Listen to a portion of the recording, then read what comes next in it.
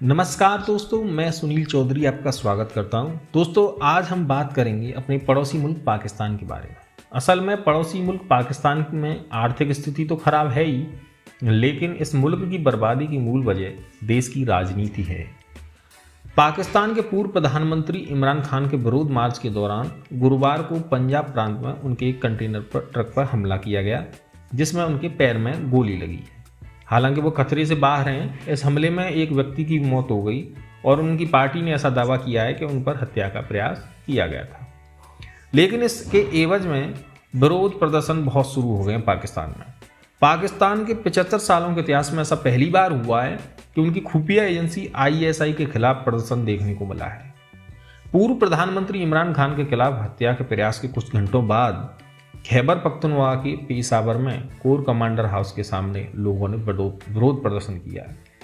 लेकिन हम इस सब पूरे घटनाक्रम पर नहीं जाएंगे, हम इसके इतिहास को लेंगे। हम बात करेंगे उस इतिहास की कि 75 साल में कभी कोई प्रधानमंत्री पाकिस्तान में अपना पूरा कार्यकाल नहीं कर पाया है। यहाँ पर 23 बार PM बदले गए हैं। असल में पाकिस्तान दक्षिण एशिया का वो देश है जहाँ पर हमेशा उथल पुथल वाले हालात रहे हैं। सन 1947 में भारत से अलग होने के बाद इस देश का गठन हुआ और तब से लेकर अब तक देश को 23 PM मिल चुके हैं, जिसमें इमरान देश के 22वें PM थे और शहबाज शरीफ 23वें PM हैं। पाकिस्तान में 4 बार तख्तापलट हुआ और हर बार लोकतांत्रिक सरकार को सत्ता से हटाया गया। जहां एक PM का मर्डर हुआ तो एक PM को कोर्ट के फैसले के बाद कुर्सी छोड़नी पड़ी।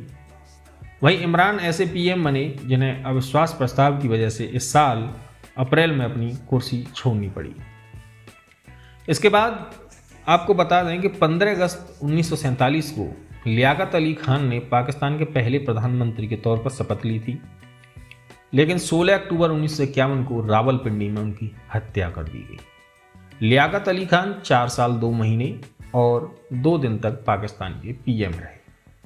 इसके बाद पाकिस्तान के दूसरे PM बने ख्वाजा नजीमुद्दीन और उन्होंने 17 अक्टूबर 1951 को PM पद की शपथ ली। लेकिन 1.5 वर्ष के बाद यानी 7 अप्रैल 1953 को गवर्नर जनरल मलिक गुलाम मोहम्मद ने उनकी सरकार को भंग कर दिया और उन्हें अपनी सत्ता से हाथ धोना पड़ा। इसके बाद 17 अप्रैल 1953 को मोहम्मद अली बोगरा ने PM की कुर्सी संभाली, मगर उन्हें भी साल 1954 में अपने पद से हाथ धोना पड़ा। बोगरा फिर से देश के PM बने, लेकिन बहुमत न होने की वजह से उनकी सरकार को गवर्नर जनरल सिकंदर मिर्जा ने साल 1955 में उनकी सरकार को भंग कर दिया। बोगरा के बाद साल 1955 में पाकिस्तान के प्रधानमंत्री बने चौधरी मोहम्मद अली। मोहम्मद अली जो थे वो सिकंदर मिर्जा के साथ उनके मतभेद थे। इस वजह से उन्हें 12 सितंबर 1956 को फिर पद से हटा दिया गया। मिर्जा को 1956 के संविधान के तहत राष्ट्रपति बनाया गया था। अवामी लीग के हुसैन शहीद सोहरावर्दी ने पाकिस्तान को साल 1954 के चुनावों में जीत दिलाई थी। वह मुस्लिम लीग के अलावा किसी और पार्टी के ऐसे पहले नेता थे जिन्हें चुनावों में जीत मिली थी। साल 1956 में उन्हें PM बनाया गया, लेकिन साल 1957 में उन्हें भी मिर्जा के साथ मतभेदों के चलते PM पद से हटा दिया गया। आपको बता दूं कि जो शहीद सोहरावर्दी हैं, इनका बहुत ही भारतीयों पर इनके नेगेटिव ख्याल हैं और लोगों को भारतीयों को लेकर इनके प्रति काफ़ी गुस्सा रहता है, क्योंकि जो आज़ादी से पहले 1946 में जब बंगाल में चुनाव हुए थे तो सोहरावर्दी के नेतृत्व में ही मुस्लिम लीग ने 119 सीटों में से 113 सीटें दर्ज की थी और मोहम्मद अली जिन्ना ने सोहरावर्दी को बंगाल का प्रधानमंत्री बना दिया था। तब तक भारत पाकिस्तान के बंटवारे की बात पूरी तरह से अमल में आती दिखने लगी थी और ये साफ तौर पर आने लगा था कि मुसलमानों को अलग देश चाहिए और हिंदुओं को अलग देश। लेकिन बंगाल के प्रधानमंत्री जो यहाँ पे पाकिस्तान के प्रधानमंत्री बने थे, सोहरावर्दी का प्लान था कि बंगाल को एक अलग देश के तौर पर बनाया जाए, जिसमें अभी का पश्चिम बंगाल, बांग्लादेश, असम और बिहार के कुछ हिस्से आते थे। सोहरावर्दी इस प्लान को अमल में नहीं ला सके क्योंकि इसके लिए न तो मुस्लिम लीग राजी हुई और न ही कांग्रेस और ना ही अंग्रेज। इस बीच मुस्लिमों के लिए अलग देश की मांग को लेकर मोहम्मद अली जिन्ना ने 16 अगस्त 1946 को डायरेक्ट एक्शन डे का ऐलान किया था। इस एक्शन डे के ऐलान ने बंगाल में दंगे शुरू कर दिए और करीब एक हफ्ते तक चले इस दंगे में हजारों लोग मारे गए, लाखों लोगों को अपना घर बार छोड़ना पड़ा और इसका सीधा इल्ज़ाम आया था हुसैन शहीद सोहरावर्दी पर, क्योंकि वही इस वक्त बंगाल के प्रधानमंत्री हुआ करते थे। तो अब बात करते हैं फिर से पाकिस्तान के बारे लेकर। तो पाकिस्तान में सोहरावर्दी के इस्तीफे के बाद इब्राहिम इस्माइल चुंदरीगर प्रधानमंत्री बने। सिर्फ 2 महीने तक पीएम रहने के बाद 1957 में उन्होंने ये पद छोड़ दिया था। इसके बाद फिरोज़ खान को पाकिस्तान को 7वां पीएम बनाया गया। साल 1958 में देश ने पहली बार तख्ता पलट देखा। जनरल अयूब खान ने सत्ता संभाली और देश में मार्शल लॉ लगा दिया गया। ये हालात 13 साल तक बने रहे और तब जाकर मिलिट्री रूल खत्म हुआ। एक विशेष व्यवस्था के तहत जुल्फ़िकार अली भुट्टो को सन 1973 में तब पाकिस्तान का राष्ट्रपति पद सौंपा गया, जब तक देश के नए संविधान को मंजूरी नहीं मिल गई। 14 अगस्त 1973 को भुट्टो ने राष्ट्रपति पद से इस्तीफा दिया और वे देश के 9वें पीएम बने। भुट्टो 5 जुलाई 1977 तक पीएम पद पर रहे। साल 1977 में पाकिस्तान में आम चुनाव हुए और भुट्टो फिर चुनावी मैदान में उतरे। उसी साल जुलाई 1977 में जनरल मोहम्मद जिया उल हक ने तख्ता पलट किया और खुद शासक बन बैठे। साल 1979 में भुट्टो को सेना और न्यायपालिका की मिली भगत के चलते फांसी पर लटका दिया गया। साल 1985 में पाकिस्तान में नॉन पार्टी इलेक्शन हुए और मोहम्मद खान जूनेजो को पाकिस्तान का प्रधानमंत्री चुना गया। उस समय पाकिस्तान में मिलिट्री का शासन था। 29 मई 1988 को उनकी सरकार को हटा दिया गया। जुनेजो ने रावलपिंडी में ओझरी कैंप हादसे में जांच के आदेश दिए थे, जिसके बाद ही उनकी सरकार को सत्ता से बेदखल होना पड़ा था।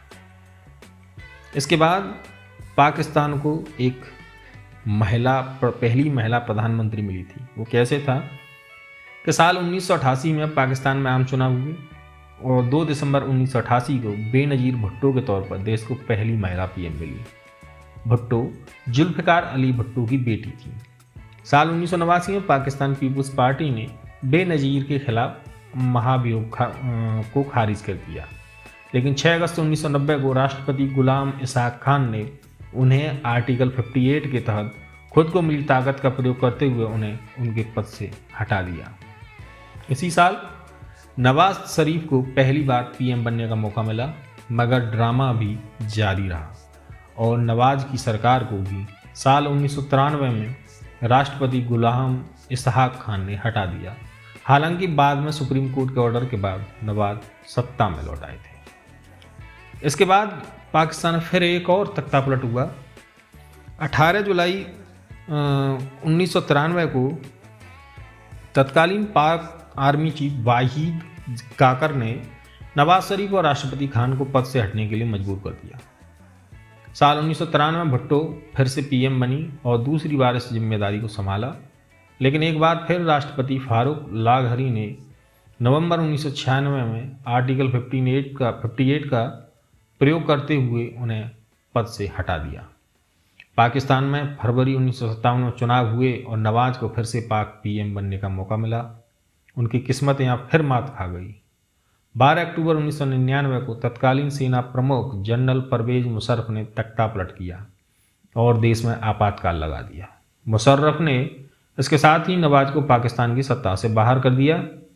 परवेज मुशर्रफ के शासनकाल में पाकिस्तान में 3 पीएम हुए: मीर जफरुल्लाह खान, जमाली, चौधरी शुजात हुसैन और शौकत अजीब। जमाली ऐसे पीएम रहे जिन्होंने 19 माह तक शासन किया। चौधरी शुजात 2 माह तक पीएम रहे। इसके बाद अगस्त 2004 में मुशर्रफ के दोस्त शौकत अजीब देश के पीएम बन गए। साल 2008 में पाकिस्तान में फिर से चुनाव हुए और पाकिस्तान पीपुल्स पार्टी सत्ता में आई। तो पाकिस्तान में इस तरह 2008 तक का घटनाक्रम रहा। इसके बाद में अगर बात करें कि यहाँ पाकिस्तान में सबसे अधिक किस प्रधानमंत्री का कार्यकाल रहा है, तो वो उसका नाम आता है यूसुफ रजा गिलानी का। यूसुफ रजा गिलानी पाकिस्तान में सबसे लंबी अवधि तक शासन करने वाले प्रधानमंत्री हैं। 25 मार्च 2008 को गिलानी पाकिस्तान के प्रधानमंत्री बने। वह 4 साल 86 दिन तक प्रधानमंत्री रहे। उम्मीद थी कि वे 5 वर्ष का कार्यकाल पूरा करेंगे, लेकिन उन पर कोर्ट की अवमानना के आरोप लगे और आरोप साबित भी हुआ और अप्रैल 2012 में सुप्रीम कोर्ट ने उन्हें पीएम पद के लिए अयोग्य घोषित कर दिया। इस तरह वे भी अपना पूरा कार्यकाल करने से चूक गए।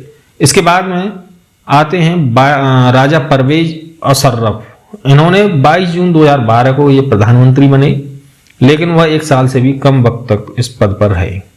25 मार्च 2013 को उन्होंने पीएम पद से इस्तीफा दे दिया। इसके बाद में वहीं शाहिद खान अब्बासी 1 अगस्त 2017 से जुलाई 2018 तक पीएम पद पर रहे।